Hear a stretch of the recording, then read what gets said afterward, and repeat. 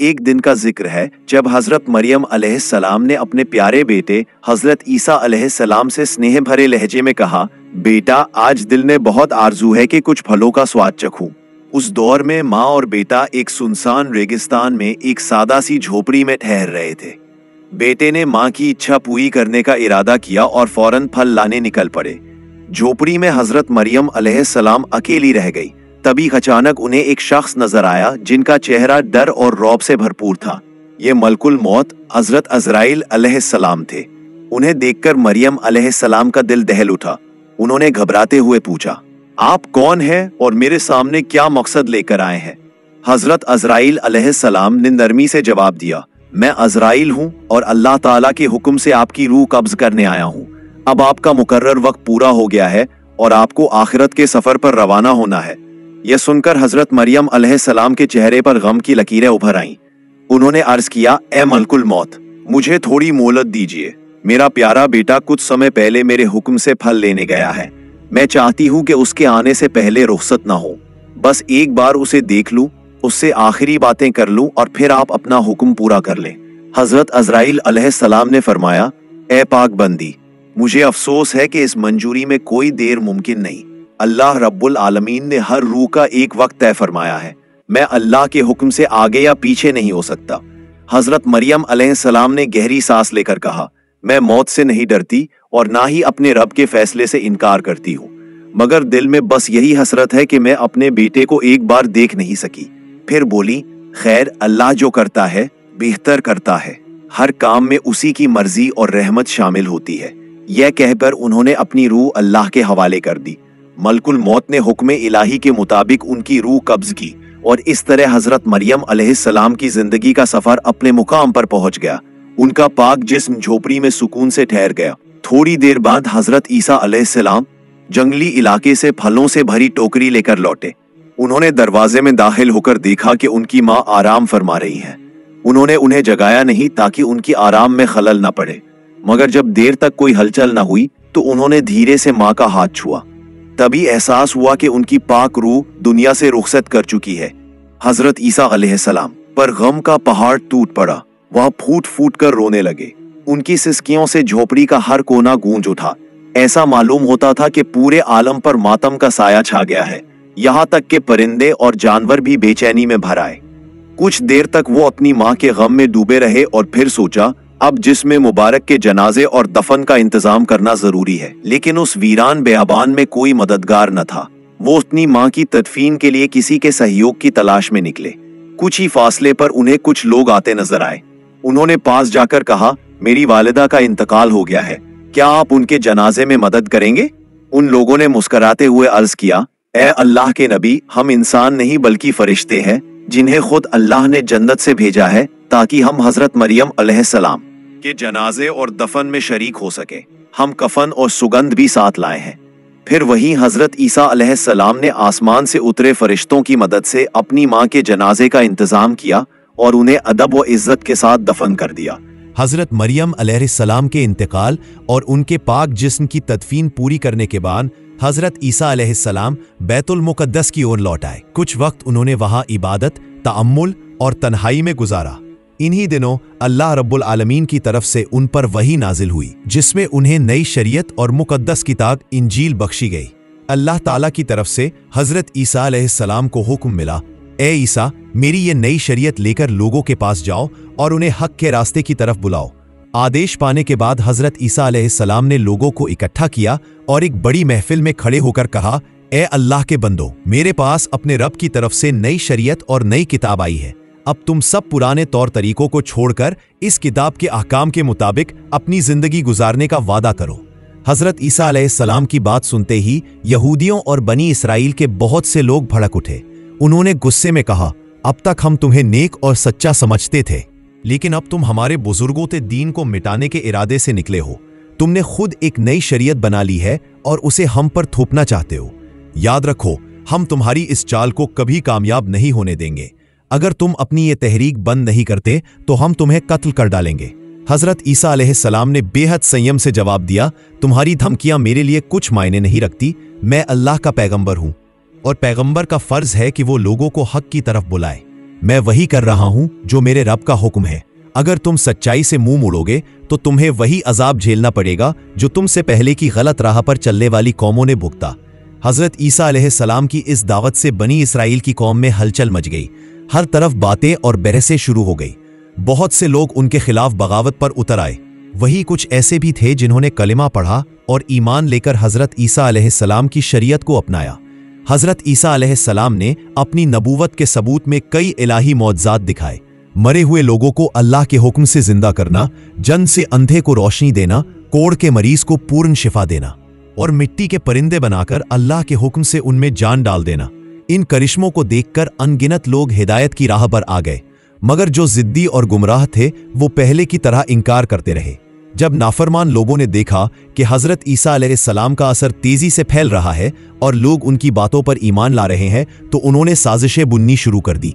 आपस में कहने लगे, हमने पहले भी हजरत जकरिया अलैहिस्सलाम और हजरत याहिया अलैहिस्सलाम को खत्म किया था, अब हमें हजरत ईसा अलैहिस्सलाम और उनके मानने वालों को भी मिटा देना चाहिए।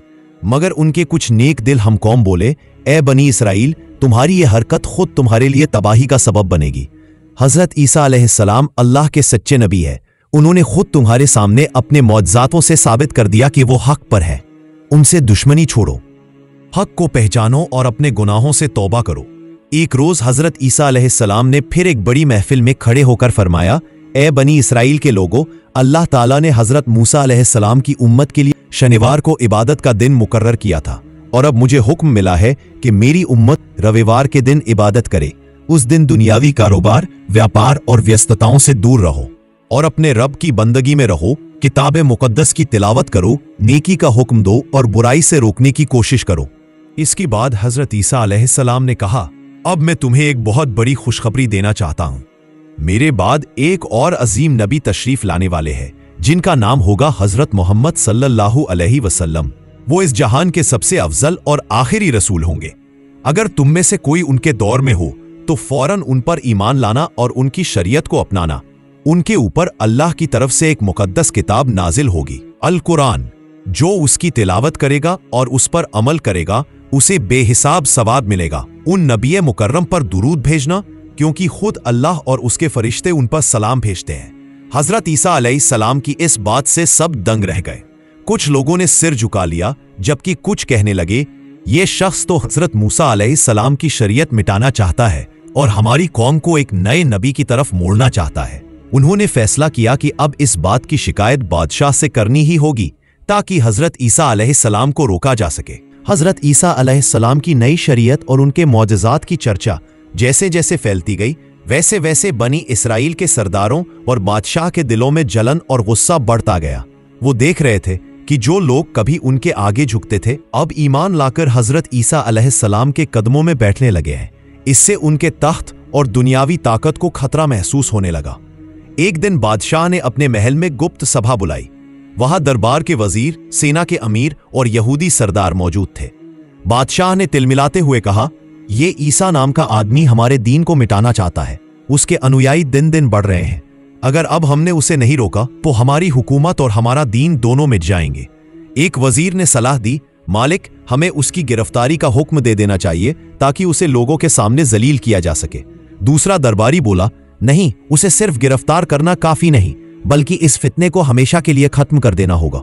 बादशाह ने मेज पर हाथ मारा और कहा, बस, कल सुबह सूरज निकलने से पहले हजरत ईसा को पकड़ लाओ। जो भी उसे लाएगा उसे सोने और इलाकों से नवाजा जाएगा। यह फैसला होते ही सिपाहियों को तैयार कर दिया गया।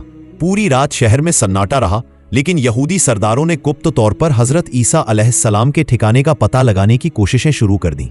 दूसरी तरफ हजरत ईसा अलैहिस्सलाम अपने ईमानदार हवारियों के साथ एक शांत इलाके ऐनुल मल्लू मकान में थे। वहां हवा में सुकून था, लेकिन हालात बेहद नाजुक। हजरत ईसा अलैहिस्सलाम ने अपने साथियों को इकट्ठा करके फरमाया, मेरे अजीजों, अब वो वक्त करीब है जिसका वादा मेरे रब ने किया है। हो सकता है ये कौम मेरे खिलाफ उठ खड़ी हो, लेकिन याद रखो, अल्लाह ने मेरे लिए हिफाजत का वादा किया है। डरना मत, सब्र रखना, क्योंकि सच्चाई की जीत हमेशा होती है। उनके साथी अश्क भरी आंखों से बोले, ए अल्लाह के नबी, अगर हमारी जान भी कुर्बान करनी पड़ी तो हम पीछे नहीं हटेंगे। हजरत ईसा अलैहिस्सलाम मुस्कुराए और कहा, अल्लाह तुमसे राजी हो। तुम्हारा ईमान अल्लाह के दरबार में गौहर की तरह कीमती है। उधर रात के सन्नाटे में बनी इसराइल के सिपाही मशाले लेकर पहाड़ से नीचे उतरने लगे। उनके कदमों से रेत उठ रही थी। जैसे ही सुबह का उजाला फैलने लगा, पूरी घाटी में घोड़ों की टापें गूंज उठी। उन्होंने उस झोपड़ी को चारों तरफ से घेर लिया जहां हजरत ईसा अलैहिस्सलाम मौजूद थे। सिपाहियों ने दरवाजा जोर जोर से पीटना शुरू किया। ईसा बाहर आओ, तुम्हें बादशाह का हुक्म है। लेकिन अंदर से कोई जवाब नहीं आया। कुछ सिपाही दीवार फांद कर अंदर दाखिल हुए। जिस्म में सिहरन दौड़ गई। हर तरफ नूर फैला हुआ था। हवा में अजब सी महक थी। जैसे ही एक सरदार तलवार निकालकर झोपड़ी में दाखिल हुआ, उसी लम्हे आसमान पर एक तेज रोशनी चमकी। सबकी नजरें ऊपर उठी। यह नूर किसी आम रोशनी की तरह नहीं था। इसमें सुकून था, रहमत थी, और उसमें एक फरिश्ता नुमाया हुआ दिखाई दिया। फरिश्ता हजरत ईसा अलैहिस्सलाम के पास आया और कहा, ए ईसा, अल्लाह ताला तुम्हें अपने पास उठा रहा है और तुम्हें इन काफिरों के शर से सुरक्षित कर रहा है। तुम्हें जिंदा रूह और जिस्म समेत आसमान की तरफ बुलाया जा रहा है। हजरत ईसा अलैहिस्सलाम ने अपने साथियों की तरफ देखा और कहा, मेरे भाइयों, मेरा रब मुझसे किया हुआ वादा पूरा कर रहा है। डरना मत, तुम पर रहमत हो। ये कहकर उन्होंने अपना हाथ आसमान की तरफ उठाया और उसी वक्त उनके तने मुबारक से एक अजब नूर उठा जो आसमान की ऊंचाई में गुम हो गया। जिन लोगों ने यह नजारा देखा, उनकी आंखें चमक उठी, मगर काफिरों और सिपाहियों के लिए वो लम्हा अंधकार बन गया। उन्होंने अंदर जो शख्स देखा, उसकी शक्ल हूबहू हजरत ईसा अलैहिस्सलाम जैसी थी। वो असल में वही सरदार था जो दरवाजा तोड़कर झोपड़ी में दाखिल हुआ था। बाहर आते ही यहूदी सिपाहियों ने उसे पकड़ लिया और चिल्लाने लगे, यही है ईसा, यही है हमारे दुश्मन। बेचारा सरदार चीखा, नहीं, मैं तुम्हारा सरदार हूं, मैं ईसा नहीं हूं। लेकिन उसकी शक्ल देखकर कोई मानने को तैयार नहीं था। उन्होंने उसे घसीटकर बादशाह के महल में पहुंचाया। बादशाह ने उसे देखा और कहा, आखिर पकड़ ही लिया। सरदार गिड़गिड़ाते हुए बोला, मालिक, मैं वही हूं जिसे आपने भेजा था। मगर बादशाह हंस पड़ा और चीखा, अब झूठ बोलने का कोई फायदा नहीं, आज तू सूली पर चढ़ाया जाएगा। उस सिपाही को पकड़कर शहर के चौक में लाया गया। लोग जमा हो गए। किसी ने तालियां बजाईं, किसी ने पत्थर फेंका।